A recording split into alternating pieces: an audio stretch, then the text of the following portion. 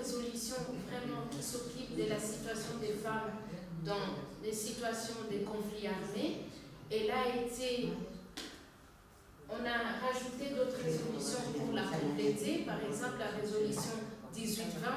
En tout cas, pour les femmes du Congo, c'était également une victoire qu'on rajoute la résolution 1820. La résolution 1325, c'est un bout de papier, en fait. C'est 18 articles qui ont été adoptés par l'ONU suite au travail qui a été fait par les associations depuis la rencontre de 1995 à Beijing.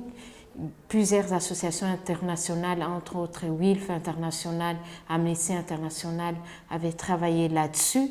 Donc cette résolution avait été adoptée, mais toutes les propositions que les femmes et les associations avaient proposées n'avaient pas été, prises en compte.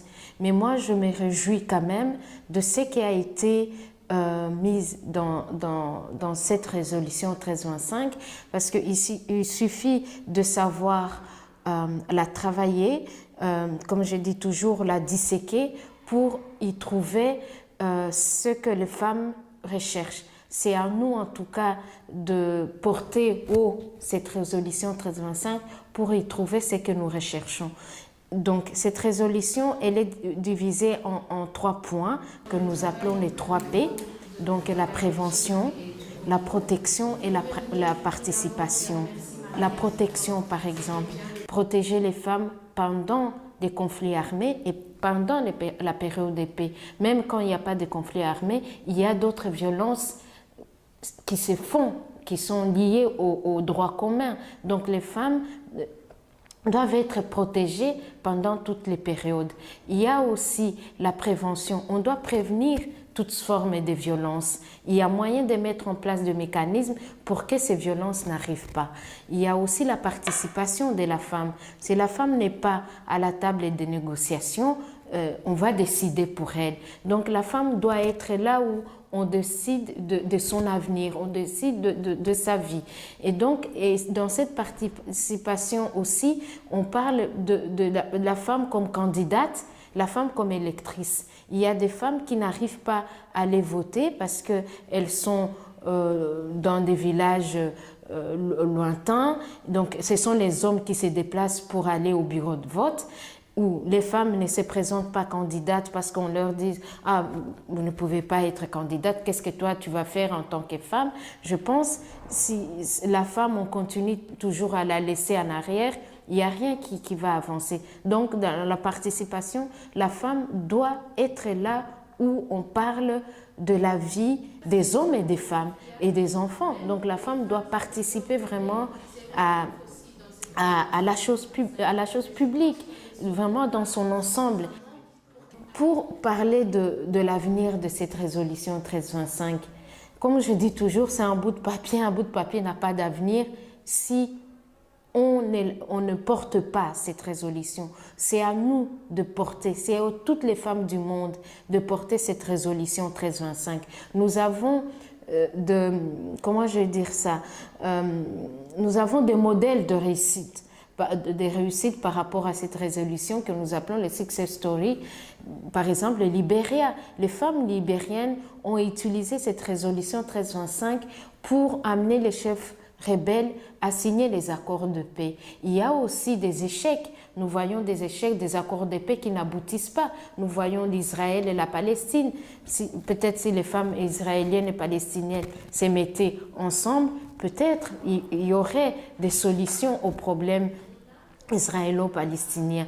Et nous demandons à nos autorités, à ceux qui nous représentent, d'appliquer cette résolution 1325. C'est son application qui pose problème. Il y a de beaux textes, des plans d'action qu'on a préparés dans différents pays. L'Espagne, par exemple, a son plan d'action, la Belgique et d'autres pays comme le Congo a son plan d'action. Mais il n'y a pas de suivi par rapport à ce qui est prévu dans cette résolution 1325. Il y a toujours des blocages.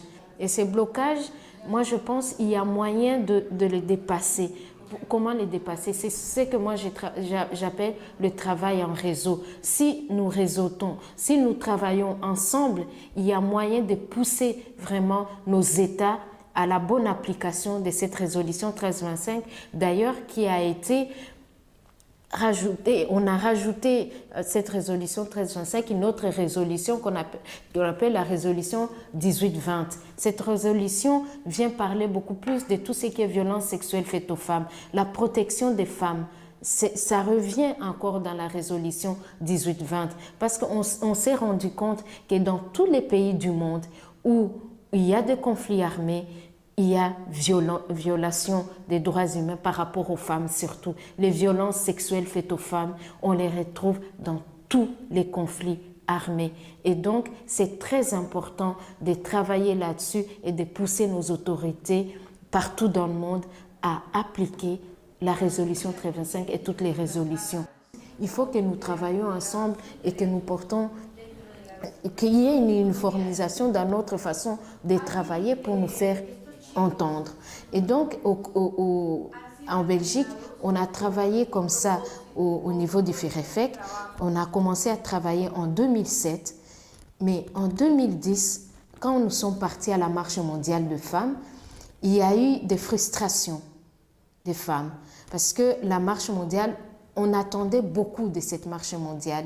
Et puis après cette marche mondiale, les femmes se sont rendues compte que le travail n'était pas bien fait en amont.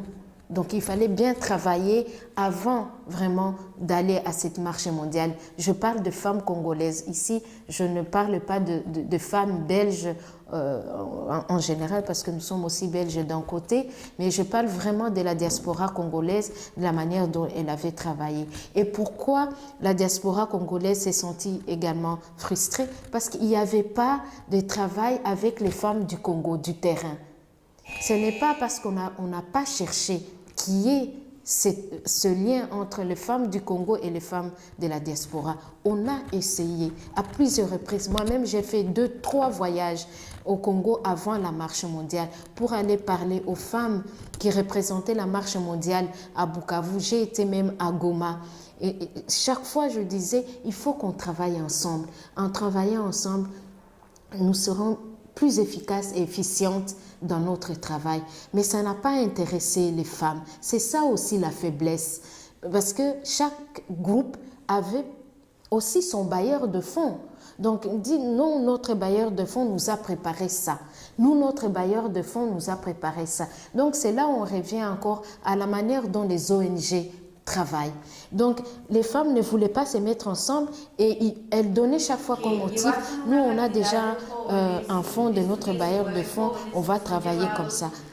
Moi, je travaille beaucoup avec les femmes des médias qui sont ouvertes à partager des expériences, à réseauter. Et donc, dans ces réseautages, on apprend beaucoup parce que la diaspora congolaise, nous vivons à Bruxelles, je le dis toujours, c'est là où il y a les institutions européennes.